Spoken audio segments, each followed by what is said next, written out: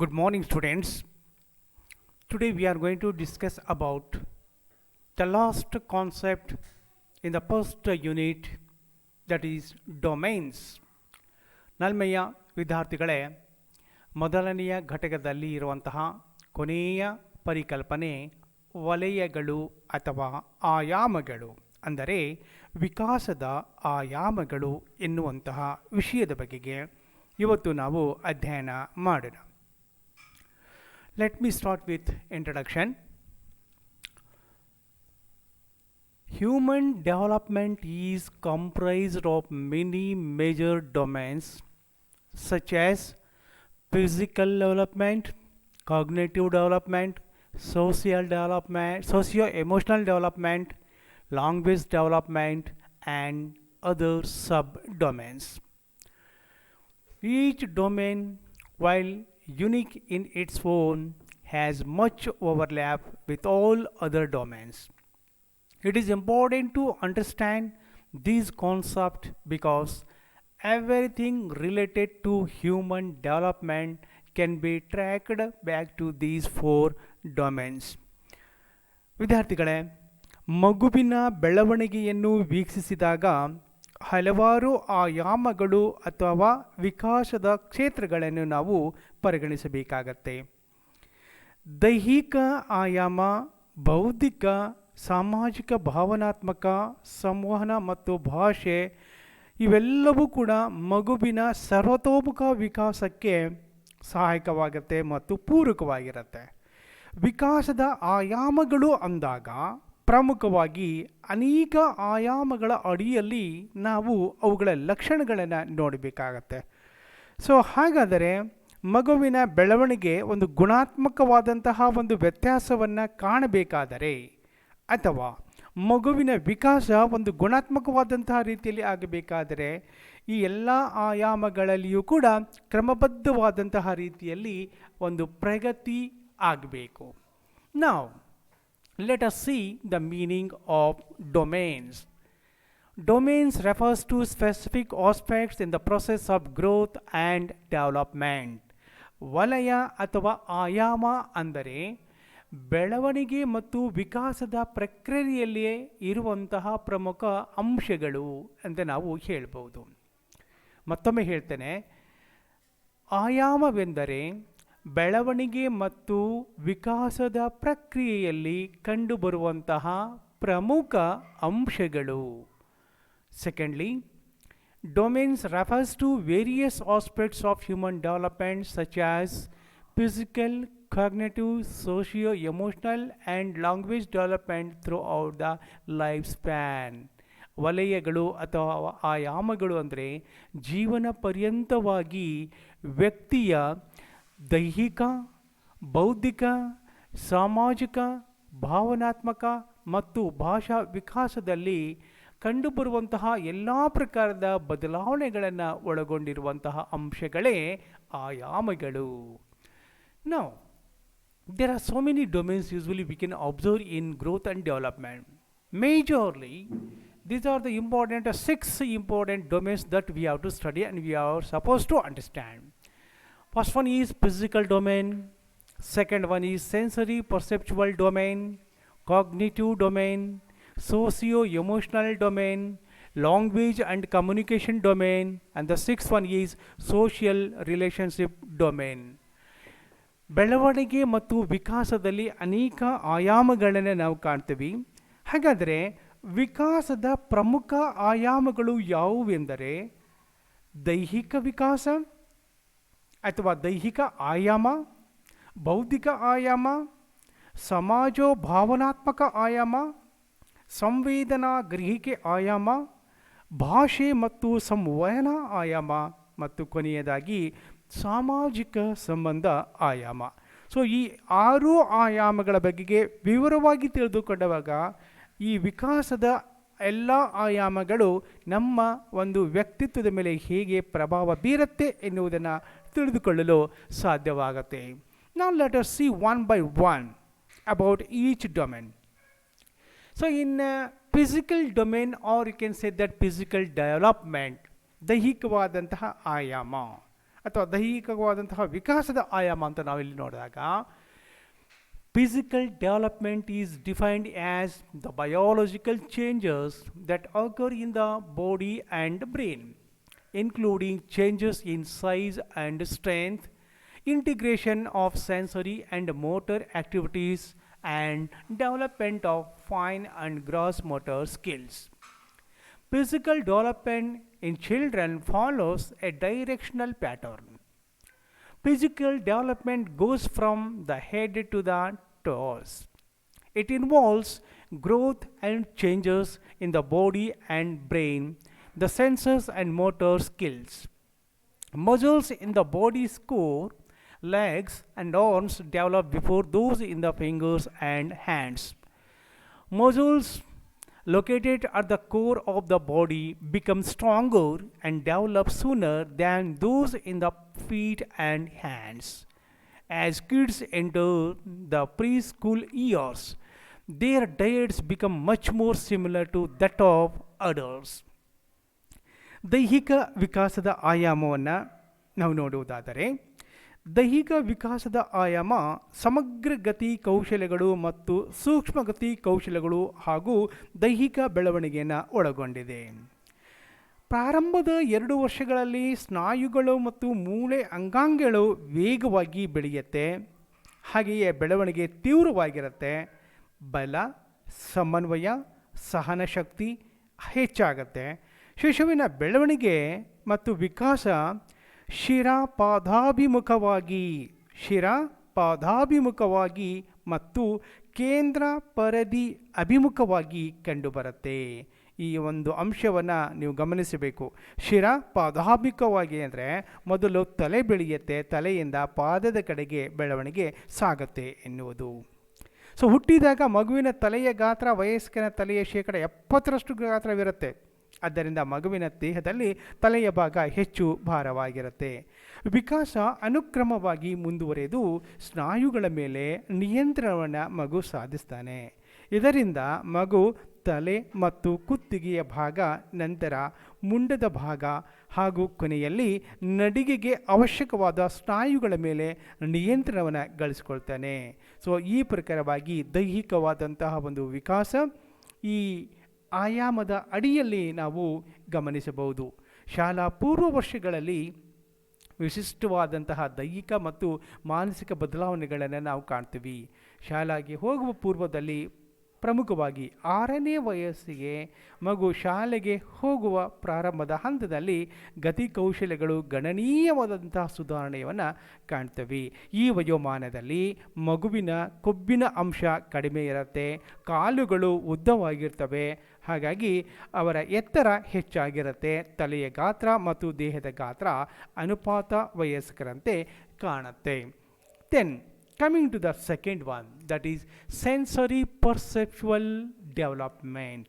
So in this particular domain, what we can observe? So ಇಲ್ಲಿ sensory perceptual development ನಲ್ಲಿ ಪ್ರಮುಖವಾಗಿ perceptual development refers to how children start taking in, interpreting and understanding sensory input. Perception allows children to adapt and interact with their environment through the use of their senses. Children are born with the ability to see, hear, smell, taste and touch. As we know, there are the 5 sensory organs which helps us to have different kinds of experiences. As children get older, they will be able to use sensory input to change an action or behavior. Children learn about their world by engaging their senses with their surroundings. This is why appropriately stimulating environments and meaningful engagement and interactions are encouraged for young children. So ಇಲ್ಲಿ ಸಂವೇದನಾ ಗ್ರಹಿಕೆ ಆಯಾಮ ಅಂತ, sensory ಪರ್ಸೆಪ್ಚುವಲ್ domain, ಇಲ್ಲಿ ಯಾವ ರೀತಿಯಾದಂಥ ವಿಕಾಸ ಆಗತ್ತೆ? ಸೊ ಮಗುವಿನ ಜೀವನದ ಮೊದಲ 12 ತಿಂಗಳುಗಳಲ್ಲಿ ಸಂವೇದನೆಯ ಪ್ರಗತಿಯನ್ನು ನಾವು ಕಾಣ್ತೀವಿ. ಬೇರೆ ಯಾವುದೇ ವಯೋಮಾನಕ್ಕಿಂತ ಮೊದಲ 12 ತಿಂಗಳುಗಳಲ್ಲಿ ದೃಷ್ಟಿ ಸಾಮರ್ಥ್ಯ, ಘ್ರಾಣ, ಆಲಿಸುವಿಕೆ, ಸ್ಪರ್ಶ ಮತ್ತು ರುಚಿಯ ಸಂವೇದನೆಗಳು ವೇಗವಾಗಿ ವಿಕಾಸವನ್ನು ಹೊಂದುತ್ತವೆ. ಮಗುವಿನ ಇಂದ್ರಿಯಗಳು ಹೆಚ್ಚು ಪರಿಷ್ಕೃತಗೊಂಡಂತೆ ಅವರ ವಿಶಿಷ್ಟವಾದಂತಹ ಆಯ್ಕೆಗಳು ಮತ್ತು ಪ್ರತಿಕ್ರಿಯೆಗಳು ತಾನಾಗಿ ಪ್ರಕಟಗೊಳ್ಳುತ್ತವೆ.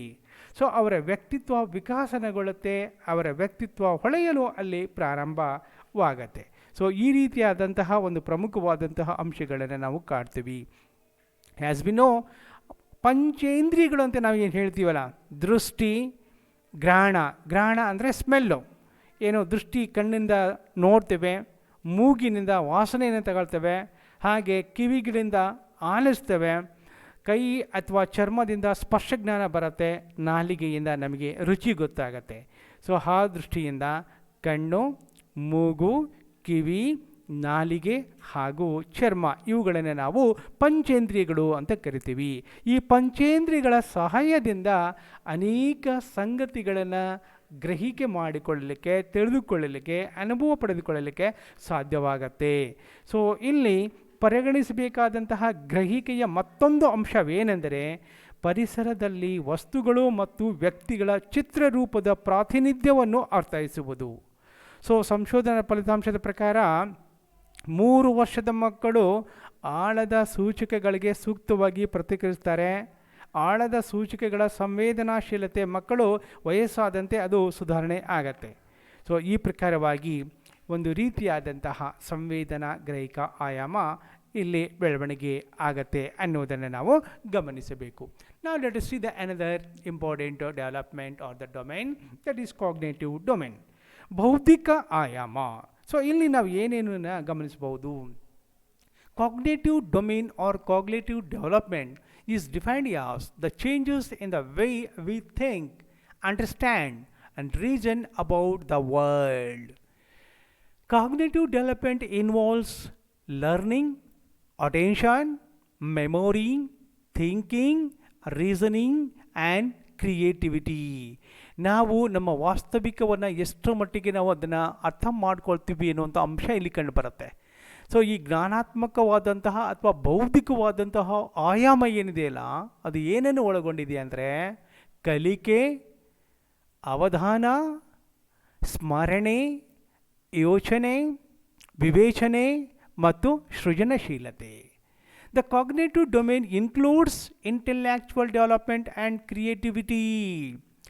ಬೌದ್ಧಿಕವಾದಂತಹ ವಲಯ ಪ್ರಮುಖವಾಗಿ 2 ಅಂಶಗಳನ್ನು ಒಳಗೊಂಡಿರುತ್ತೆ. ಒಂದು ಬೌದ್ಧಿಕವಾದಂತಹ ಬೆಳವಣಿಗೆ, ಇನ್ನೊಂದು ಕ್ರಿಯೇಟಿವಿಟಿ, ಸೃಜನಶೀಲತೆ. Kids gain the ability to process thoughts, pay attention, develop memories, understand their surroundings, express creativity, as well as to make, implement, and accomplish plans. Here is a closer look at each stage and the cognitive development that takes place in each. So ಇಲ್ಲಿ ಬೌದ್ಧಿಕ ಆಯಾಮ ಅಂದಾಗ, ಬೌದ್ಧಿಕ ಆಯಾಮ ಜ್ಞಾನ ಅಥವಾ ಮಾನಸಿಕ ಸಾಮರ್ಥ್ಯಗಳನ್ನು ಪ್ರತಿನಿಧಿಸುತ್ತೆ. ಜ್ಞಾನ ಗ್ರಹಿಕೆ ಇಂದ್ರಿಯಗಳ ಮೂಲಕ ಪಡೆದ ಮಾಹಿತಿಯ ಸ್ವೀಕರಿಸುವಿಕೆ, ಸಂಸ್ಕರಿಸುವಿಕೆ ಮತ್ತು ವ್ಯವಸ್ಥೆಗೊಳಿಸುವಿಕೆಯನ್ನು ಒಳಗೊಂಡಿರುತ್ತೆ. ಬೌದ್ಧಿಕತೆ ವ್ಯಕ್ತಿ ಮತ್ತು ಅವನ ಅಥವಾ ಅವಳ ಪರಿಸರದ ನಡುವಿನ ಅಂತರ್ಕ್ರಿಯೆಯನ್ನು ಒಳಗೊಂಡಿರುತ್ತೆ. ಶಿಶುವಿನ ಆರಂಭಿಕ ಕಲಿಕೆ ಪರಾವರ್ತಿತ ಪ್ರತಿಕ್ರಿಯೆಗಳ ಮೂಲಕ ಆರಂಭವಾಗತ್ತೆ. ಸೊ ಇಲ್ಲಿ ಈ ರೀತಿಯಾದಂತಹ ಒಂದು ಬೆಳವಣಿಗೆ ಅಥವಾ ವಿಕಾಸ ಮಗುವಿನಲ್ಲಿ ಜ್ಞಾನವನ್ನು ಪಡೆದುಕೊಳ್ಳಲಿಕ್ಕೆ, ಹೆಚ್ಚು ಅನುಭವವನ್ನು ಪಡೆದುಕೊಳ್ಳಲಿಕ್ಕೆ ಅದು ಸಹಾಯಕವಾಗುತ್ತೆ. So my dear students, the cognitive development is having important 4 stages. Cognitive development is having 4 important stages. So ಬೌದ್ಧಿಕ ಆಯಾಮ ಏನಿದೆಯಲ್ಲ, ಅದು ಪ್ರಮುಖವಾಗಿ 4 ಪ್ರಮುಖವಾದಂತಹ ಹಂತಗಳನ್ನು ಒಳಗೊಂಡಿದೆ. ಪಿಯಾಜೆ ಅವರು ಹೇಳ್ತಾರೆ, ತಮ್ಮ ಬೌದ್ಧಿಕ ವಿಕಾಸ ಸಿದ್ಧಾಂತದಲ್ಲಿ ಅವರು ಈ ಒಂದು ಆಯಾಮ ಅಥವಾ ವಿಕಾಸ 4 ಪ್ರಮುಖವಾದಂತಹ ಹಂತಗಳನ್ನು ಒಳಗೊಂಡಿದೆ ಅಂತ ಹೇಳ್ತಾರೆ. ಅಕಾರ್ಡಿಂಗ್ ಟು ಪಿಯಾಜೆ, he says that the cognitive development is having 4 important stages, and these 4 important stages are Number one, sensory motor period, the pre-operational stage, and the third one is the concrete operational stage, and the fourth one is the formal operational stage. Coming to the first one, sensory motor periods. It is a period between 0 to 2 years. The development proceeds from reflex activity to representation and sensory motor solutions to different problems. Here, what we can observe, coordination of different motors will take place. So ಮೊದಲನೆಯ ಪಿಯಾಜೆ ಅವರು ಸೂಚಿಸಿದ ಪ್ರಕಾರ ಮೊದಲನೆಯ ಹಂತ sensory motor period ಅಂದರೆ ಸಂವೇದನಾ ಗತಿ ಹಂತ. ಇದು ಹುಟ್ಟಿನಿಂದ 2 ವರ್ಷಗಳವರೆಗೆ ಇರುತ್ತೆ. ಮಗುವಿನ ಇಂದ್ರಿಯ ಸಂವೇದನೆಗಳು ಮತ್ತು ಗತಿಶೀಲನ ಚಟುವಟಿಕೆಗಳ ನಡುವಿನ ಅನ್ಯೋನ್ಯ ಕ್ರಿಯೆಯನ್ನು ಗುರುತಿಸಿ ಪಿಯಾಜೆಯವರು ಮೊದಲ 2 ವರ್ಷಗಳನ್ನು ಸಂವೇದನಾ ಗತಿ ಹಂತ ಎಂದು ಕರೆದಿದ್ದಾರೆ. ಸೊ ಇಲ್ಲಿ ವಸ್ತುಗಳು ತನ್ನಿಂದ ಪ್ರತ್ಯೇಕವಾಗಿ ಇರುವಂತಹವು ಎಂಬ ಅರಿವು ಮೂಡುತ್ತೆ ಮಗುವಿನಲ್ಲಿ.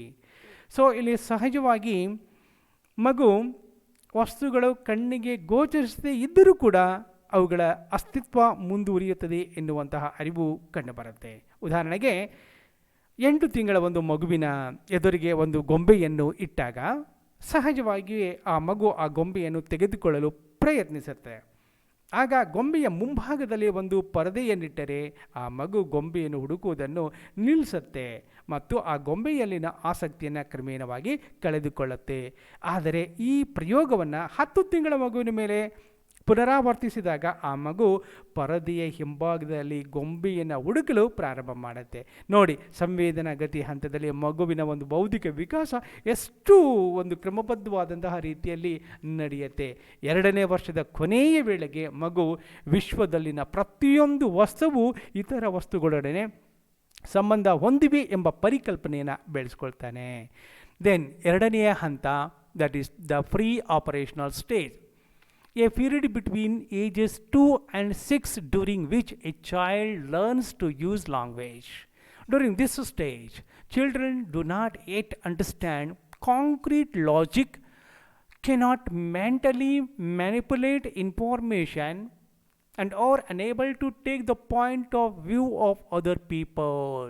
2ನೇ ಹಂತವಾದಂತಹ ಪ್ರೀ ಆಪರೇಷನಲ್ ಪೀರಿಯಡ್, ಕನ್ನಡದಲ್ಲಿ ಇದನ್ನು ಸಂಕ್ರಿಯಾತ್ಮಕ ಪೂರ್ವ ಹಂತ ಅಂತ ಕರಿತೀವಿ. ಇದರ ಅವಧಿ 2 ವರ್ಷಗಳಿಂದ 7 ವರ್ಷಗಳವರೆಗೆ. ಈ ಹಂತದಲ್ಲಿ ಮಗು ಭಾಷೆಯನ್ನು ಕಲಿಯುತ್ತೆ ಮತ್ತು ವಸ್ತುಗಳನ್ನು ಪದ ಮತ್ತು ಅದರ ಬಿಂಬಗಳಿಂದ ಪ್ರತಿನಿಧಿಸುವಂತಹ ಅನೇಕ ಅಂಶಗಳು ಅವನಲ್ಲಿ ಕಂಡುಬರುತ್ತೆ. ಮಗುವಿನಲ್ಲಿ ಈ ಹಂತದಲ್ಲಿ ಅಹಂ ಕೇಂದ್ರಿತ ಪ್ರವೃತ್ತಿ ಕಂಡುಬರುತ್ತೆ ಫ್ರೆಂಡ್ಸ್. ಈಗೋಯಿಸಮ್ ಏನಿದೆಯಲ್ಲ ಅದು ಅಲ್ಲಿ ಬಹಳ ಕಂಡುಬರುತ್ತೆ 2 ಮತ್ತು 7 ವರ್ಷಗಳ ಅವಧಿಯಲ್ಲಿ. ಜಗತ್ತು ಇರುವುದಾಗಿ ತನಗಾಗಿ ಎಂದು ಭಾವಿಸ್ತಾನೆ ಮಗು, ಹಾಗೂ ಇತರರ ದೃಷ್ಟಿಕೋನಗಳಿಗೆ ಮನ್ನಣೆಯನ್ನು ನೀಡುವುದಿಲ್ಲ. ಏಕೆಂದರೆ ಎಲ್ಲವೂ ಕೂಡ ತನಗೇ ಬೇಕು ಎನ್ನುವಂತಹ ಒಂದು ಮನೋಧೋರಣೆ ಮಗುವಿನಲ್ಲಿ ಇರುತ್ತೆ. ಸೊ ಇಲ್ಲಿ ಪ್ರಮುಖವಾಗಿ ವಿಳಂಬಿತ ಅನುಕರಣೆ ಬರುತ್ತೆ. ಮಗು ತನ್ನ ತಂದೆ ತಾಯಿಗಳು ಅಥವಾ ಇತರರನ್ನು ಮಾಡುವಂತಹ ಚಟುವಟಿಕೆಗಳನ್ನು ವೀಕ್ಷಿಸಿ ಅವರ ಅನುಪಸ್ಥಿತಿಯಲ್ಲಿ ಅವುಗಳನ್ನು ಅನುಕರಣೆ ಮಾಡುತ್ತಾನೆ. ಉದಾಹರಣೆಗೆ ತನ್ನ ತಂದೆ ಯಾವ ರೀತಿ ಮಾತಾಡ್ತಾನೆ, ತಂದೆ ಯಾವ ರೀತಿ ನಡೀತಾನೆ, ಅಥವಾ ತಾಯಿ ಯಾವ ರೀತಿ ಮಾತಾಡುತ್ತೆ, ತಾಯಿ ಯಾವ ರೀತಿ ನಡೆಯುತ್ತೆ, ಅದೇ ಪ್ರಕಾರವಾಗಿ ಮಗು ನಡೀಲಿಕ್ಕೆ ಮಾತಾಡಲಿಕ್ಕೆ ಪ್ರಯತ್ನ ಮಾಡುತ್ತೆ. ಹಾಗೆ ಸಾಂಕೇತಿಕ ಆಟ, ಈ ಹಂತದ ಮಕ್ಕಳು ಕೆಲವು ಸಾಂಕೇತಿಕ ಆಟಗಳಲ್ಲಿ ತೊಡಗಿಕೊಳ್ತಾರೆ. ಉದಾಹರಣೆಗೆ ಮನೆಯಲ್ಲಿರುವ ಅಜ್ಜನ ಕೋಲನ್ನು ತೆಗೆದುಕೊಂಡು ಅದನ್ನು ಕುದುರೆಯಾಗಿ ಸಂಕೇತವಾಗಿ ಬೆಳೆಸಿಕೊಂಡು ಆಟ ಆಡುವುದು, ಇಲ್ಲವೇ ಇನ್ನೊಬ್ಬ ಮಕ್ಕಳೊಂದಿಗೆ ಅವರ ಮೇಲೆ ಕೂತ್ಕೊಂಡು ಕುದುರೆ ಥರ ಆಟವನ್ನು ಆಡುವಂಥದ್ದು. ಈ ರೀತಿಯಾದಂತಹ ಸಾಂಕೇತಿಕ ಆಟಗಳಲ್ಲಿ ಮಕ್ಕಳು ತೊಡಗಿಕೊಳ್ತಾರೆ. ಹಾಗೆ ಚಿತ್ರರಚನಾ ಸಾಮರ್ಥ್ಯ, ಚಿಕ್ಕ ಮಕ್ಕಳು ಚಿತ್ರರಚನೆಯಲ್ಲಿ ಹೆಚ್ಚು ಆಸಕ್ತಿಯನ್ನು ಹೊಂದಿರ್ತಾರೆ. ಪ್ರಾರಂಭದಲ್ಲಿ ಸಿಕ್ಕ ಪೆನ್ನು ಅಥವಾ ಪೆನ್ಸಿಲಿಂದ ಮನೆಯ ಗೋಡೆಗಳ ಮೇಲೆ, ಪುಸ್ತಕದ ಮೇಲೆ, ಕಾಗದದ ಮೇಲೆ ಏನೇನಾದರೂ ತಮಗೆ ಅನಿಸಿದ್ದನ್ನು ಬರೀಲಿಕ್ಕೆ ಪ್ರಯತ್ನವನ್ನು ಮಾಡ್ತಾರೆ. ಈ ರೀತಿಯಾದಂತಹ ಒಂದು ಗುಣ ಮಗುವಿಗೆ ಆ ಒಂದು ಹಂತದಲ್ಲಿಯೇ ಬರುತ್ತೆ. ಟೋಟಲಿ ಈ ಸಂಕ್ರಿಯಾತ್ಮಕ ಪೂರ್ವ ಹಂತದಲ್ಲಿ ಮಗುವಿನಲ್ಲಿ ಈ ರೀತಿಯಾದಂಥ ಬದಲಾವಣೆಗಳನ್ನು ನಾವು ಕಾಣ್ಬೋದು. Coming to the third stage, that is concrete operational period. ಈ period between ages 7 and 11 during which children gain a better understanding of mental operations. Children began thinking logically about concrete events but have difficulty understanding abstract or hypothetical concepts. So ಈ ಹಂತದ ಮಗುವಿನಲ್ಲಿ ಅಂದರೆ ಮೂರ್ತ ಸಂಕ್ರಿಯೆಗಳ ಹಂತ, ಮೂರನೇದು ಮೂರ್ತ ಸಂಕ್ರಿಯೆಗಳ ಹಂತ 7 ವರ್ಷದಿಂದ 11 ವರ್ಷಗಳವರೆಗೆ. ಈ ಹಂತದ ಮಗುವಿನಲ್ಲಿ ತಾರ್ಕಿಕ ಆಲೋಚನಾ ಸಾಮರ್ಥ್ಯ ಮೂಡುತ್ತೆ. ಹಲವಾರು ಸ್ವಾಯತ್ತ ಪರಿಕಲ್ಪನೆಗಳನ್ನು ಈ ಹಂತದಲ್ಲಿ ಸಾಧಿಸ್ತಾನೆ. ಸೊ ಇಲ್ಲಿ ಕ್ರಮೇಣವಾಗಿ 7ನೇ ವಯಸ್ಸಿನಲ್ಲಿ ದ್ರವ್ಯರಾಶಿ ಸ್ವಾಯಿತ್ವ ಮತ್ತು 9ನೇ ವಯಸ್ಸಿನಲ್ಲಿ ತೂಕ ಸ್ವಾಯಿತ್ವದ ಪರಿಕಲ್ಪನೆಗಳು ರೂಪುಗೊಳ್ಳುತ್ತೆ. ಸೊ ಮಕ್ಕಳಲ್ಲಿ ಕ್ರಮೇಣವಾಗಿ ಪಿಯಾಜೊ ಅವರ ಅಧ್ಯಯನದಲ್ಲಿ ತಿಳಿಸಿರುವಂತೆ ಒಂದು ಪ್ರಯೋಗದಲ್ಲಿ 4 ವರ್ಷದ ಒಂದು ಮಗುವಿಗೆ ಒಂದು ಗಾತ್ರದ 2 ಜೋಡಿ ಮಣ್ಣಿನ ಉಂಡೆಗಳನ್ನು ತೋರಿಸಿದಾಗ ದ್ರವ್ಯರಾಶಿಯನ್ನು ಸರಿಸಮವಾಗಿವೆ ಎಂದು ಗುರುತಿಸಲು ಸಮರ್ಥನಾಗ್ತಾನೆ. ಈ ರೀತಿಯಾದಂತಹ ಒಂದು ಬದಲಾವಣೆಯನ್ನು ಅಂಶಗಳನ್ನು ನಾವಲ್ಲಿ ಕಾಣಬಹುದು. ಸೊ 4ನೇದಾಗಿ formal operational period. The formal operation stage ಏನಿದೆಯಲ್ಲ ಅದು ಔಪಚಾರಿಕ ಸಂಕ್ರಿಯೆಗಳ ಹಂತ ಅಂತ ಕರಿತೀವಿ. ಇದು 11 ವರ್ಷಗಳ ಮೇಲ್ಪಟ್ಟು, above 11 years. It is a period between age 12 or even 11 to adulthood, when people develop the ability to think about abstract concepts. Skills such as logical thought, deductive reasoning and systematic planning also emerge during this particular stage. 4ನೆಯ ಹಂತ ಔಪಚಾರಿಕ ಸಂಕ್ರಿಯೆಗಳ ಹಂತ. ಈ ಹಂತದಲ್ಲಿ ಮಗುವಿನಲ್ಲಿ ಅಮೂರ್ತ ಚಿಂತನಾ ಸಾಮರ್ಥ್ಯ ಬೆಳವಣಿಗೆ ಆಗುತ್ತೆ.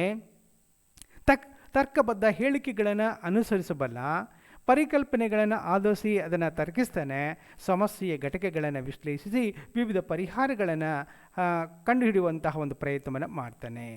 So ಈ ಹಂತದಲ್ಲಿ ಸಾಮಾನ್ಯವಾಗಿ ಚರಾಂಶಗಳನ್ನು ಬದಲಾಯಿಸಿ ಪ್ರಯೋಗ ಮಾಡುವಂತಹ ಸಾಮರ್ಥ್ಯ ಆ ಮಗುವಿನಲ್ಲಿ ಕಂಡುಬರುತ್ತೆ. ಸೊ ಈ ಪ್ರಕಾರವಾಗಿ ಕಾಗ್ನಿಟಿವ್ ಡೆವಲಪ್ಮೆಂಟ್ನಲ್ಲಿ ಈ 4 ಹಂತಗಳನ್ನು ನಾವು ನೋಡ್ಬೋದು. ಈ 4 ಹಂತಗಳನ್ನು ಸೂಚಿಸಿದ ತಜ್ಞ ಪಿಯಾಜೆ. Now let us see the another domain, that is socio-emotional domain or development. ಸಮಾಜೋ ಸಂವೇಗಾತ್ಮಕ ಆಯಾಮ ಅಂತ. Socio-emotional development is defined as the changes in the ways we connect to other individuals and express and understand emotions. The core features of emotional development include the ability of a child to identify and understand their own feelings, accurately read and comprehend emotional status of others, manage strong emotions and their expression in a beneficial manner, regulate their own behavior, develop empathy for others, establish and maintain relationships, develop identity of self, recognition of ability, emotional expression, emotional control, impulse control, and social understanding. ಸಮಾಜೋ ಸಂವೇಗಾತ್ಮಕ ಆಯಾಮ, ಸೋಸಿಯೋ emotional development. ಇಲ್ಲಿ ಸಮಾಜೋ ಭಾವನಾತ್ಮಕ ಅಥವಾ ಸಂವೇಗಾತ್ಮಕ ಆಯಾಮ ಭಾವನೆಗಳು ಮತ್ತು ಸಂವೇಗಗಳು, ವರ್ತನೆಗಳು, ಇತರರೊಂದಿಗಿನ ಸಂಬಂಧಗಳು, ಸ್ವಾತಂತ್ರ್ಯ, ಆತ್ಮಾಭಿಮಾನ ಮತ್ತು ಮನೋಧರ್ಮಗಳನ್ನು ಒಳಗೊಂಡಿದೆ. ಹಸುಳೆಗಳು ತಮ್ಮನ್ನು ಎತ್ತಿಕೊಳ್ಳಬೇಕು ಮತ್ತು ಮುದ್ದಾಡಬೇಕು ಎಂದು ಬಯಸ್ತಾರೆ. ಎಲ್ಲ ಮಕ್ಕಳು ಕೂಡ ನಮ್ಮ ಪೋಷಕರು ಅಥವಾ ಹಿರಿಯರು ನಮ್ಮನ್ನು ಎತ್ಕೊಂಡು ಮುದ್ದಾಡಬೇಕು ಎಂಬ ಒಂದು ಬಯಕೆಯನ್ನು ಹೊಂದಿರ್ತಾರೆ. ಅವರು ಎಚ್ಚರವಾಗಿದ್ದಾಗ ಪೋಷಕರು ಮತ್ತು ಆರೈಕೆ ಮಾಡುವವರೊಂದಿಗೆ ಭಾವನಾತ್ಮಕವಾದಂತಹ ಸಂಬಂಧವನ್ನು ಅವರು ಬೆಳೆಸ್ಕೊಂಡಿರ್ತಾರೆ. ಇದು ಅವರಲ್ಲಿ ನಂಬಿಕೆ ಮತ್ತು ಭದ್ರತೆಯ ಭಾವನೆಯನ್ನು ಮೂಡಿಸುತ್ತೆ. ಸೊ ಇಲ್ಲಿ ಹಿರಿಯರ ಧ್ವನಿಯ ಬದಲಾವಣೆಗೆ ಅನುಗುಣವಾಗಿ ಮಕ್ಕಳು ಪ್ರತಿಕ್ರಿಯಿಸ್ತಾರೆ. ಎಚ್ಚರವಾದಾಗ ಕೂಗುವುದು, ಕಿರುಚುವುದು ಕಂಡುಬರುತ್ತೆ. ಪೋಷಕರ ಹತ್ತಿರ ಬಂದಾಗ ಅಳು ನಿಲ್ಲಿಸ್ತಾರೆ ಮತ್ತು ಪರಿಚಿತ ಮುಖಗಳು, ವಸ್ತುಗಳು ಕಂಡಾಗ ಅವುಗಳಿಗೆ ಸಾಗ್ತಾರೆ. ಸೊ ಟೋಟಲಿ ಮಕ್ಕಳು ಪೋಷಕರು ತಮ್ಮನ್ನು ಆರೈಕೆ ಮಾಡುತ್ತಿರುವವರು ತಮ್ಮ ಎದುರಿಗೆ ಇರಬೇಕೆಂದು ಬಯಸ್ತಾರೆ. ಎಲ್ಲ ಮಕ್ಕಳು ಕೂಡ ಅಷ್ಟೇ, ತನ್ನ ತಾಯಿ ಯಾವಾಗಲೂ ಕೂಡ ತನ್ನ ಮುಂದೆನೇ ಇರಬೇಕು ಎನ್ನುವುದನ್ನು ಬಯಸುತ್ತೆ. ತಮ್ಮ ಗೊಂಬೆಗಳು ಹಾಗೂ ವಸ್ತುಗಳು ಇತರರಿಗೆ ನೀಡ್ತಾರೆ.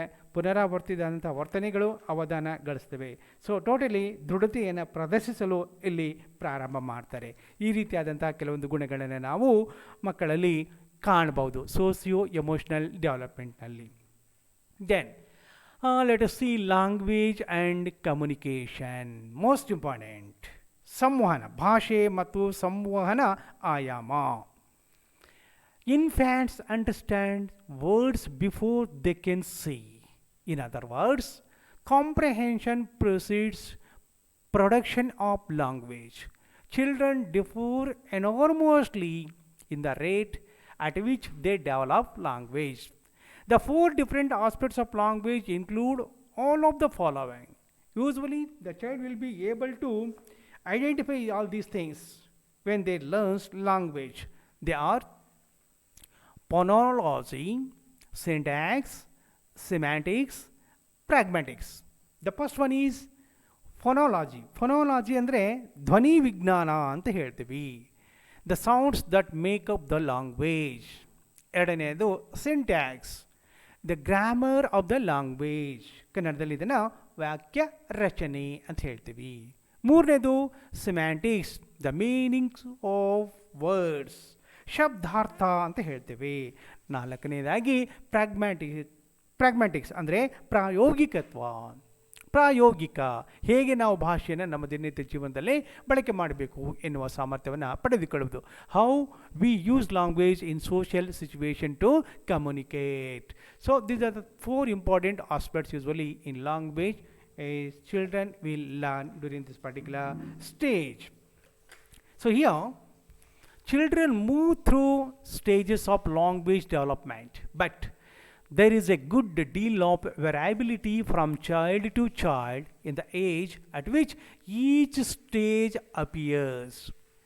Before they are able to use words, infants communicate by crying, cooing, habbling, and gesturing. Infants and toddlers begin verbalizing by using one word at a time and then create primitive sentences when they put two words together. When children make sentences that contain only the essential words, this is called telegraphic speech. For mapping allows children to add words to rapidly to their vocabulary. ಸಂವಹನ, ಇಲ್ಲಿ ಭಾಷೆ ಮತ್ತು ಸಂವಹನ ಆಯಾಮ ಏನಿದೆ, ಗ್ರಹಿಸುವಿಕೆ, ಅರ್ಥ ಮಾಡಿಕೊಳ್ಳುವಿಕೆ ಮತ್ತು ಅಭಿವ್ಯಕ್ತಿಸುವಿಕೆಗೆ ಸಂಬಂಧಪಟ್ಟಿದ್ದು. ಸಂವಹನ ಸಾಮರ್ಥ್ಯಗಳು ವಯಸ್ಸಿಗೆ ಅನುಗುಣವಾಗಿ ಬದಲಾವಣೆ ಆಗತ್ತೆ. ಭಾಷೆಯ ಕಲಿಯುವಿಕೆಯೂ ಅಷ್ಟೇ ವಯಸ್ಸಿಗೆ ಅನುಗುಣವಾದಂತಹ ರೀತಿಯಲ್ಲಿ ಭಾಷೆಯ ಬೆಳವಣಿಗೆ ಆಗತ್ತೆ. ಭಾಷಾ ಕಲಿಕೆ ಪ್ರಕ್ರಿಯೆ ಮುಂದುವರಿಯುತ್ತೆ. ಭಾಷೆ ಆಲಿಸುವಿಕೆಯಿಂದ ಆರಂಭವಾಗಿ ಶಬ್ದಗಳು ಹಾಗೂ ಪದಗಳ ಸಂವಹನದೆಡೆಗೆ ಮುಂದುವರಿಯುತ್ತೆ. ಶಿಶು ಪ್ರತ್ಯಕ್ಷವಾಗಿ ಹಾಗೂ ಪರೋಕ್ಷವಾಗಿ ಆಲಿಸುವಿಕೆ, ಕಣ್ಣು ಮಿಟುಕಿಸುವಿಕೆ, ಕಣ್ಣುಗಳನ್ನು ಬದಲಾಯಿಸುವಂಥದ್ದು, ಕೆಲವು ಶಬ್ದಗಳಿಗೆ ಆದ್ಯತೆಯನ್ನು ನೀಡುವುದು, ಧ್ವನಿ ಬಂದ ಕಡೆಗೆ ತಲೆ ತಿರುಗಿಸುವುದು, ಶಬ್ದ ಮಾಡುವುದರ ಮೂಲಕ ಸಂವಹನ ಮಾಡುವುದನ್ನು ಕಾಣಬಹುದು. ಕ್ರಮೇಣವಾಗಿ ಇದು 2 ವರ್ಷಗಳ ನಂತರ ಮಕ್ಕಳು 50ರಿಂದ 300 ವಿಭಿನ್ನ ಪದಗಳನ್ನು ಬಳಕೆ ಮಾಡುವಂತಹ ಸಾಮರ್ಥ್ಯವನ್ನು ಪಡಿತಾರೆ. ಅಂದರೆ ಅವರ ಪದ ಸಂಪತ್ತು ನಿರಂತರವಾಗಿ ಹೆಚ್ಚಾಗುತ್ತಾ ಹೋಗುತ್ತೆ. ಸೊ ಅವರು ಮಾತನಾಡುವ ಭಾಷೆ 75% ಅರ್ಥವಾಗುವಂತಿರುತ್ತೆ.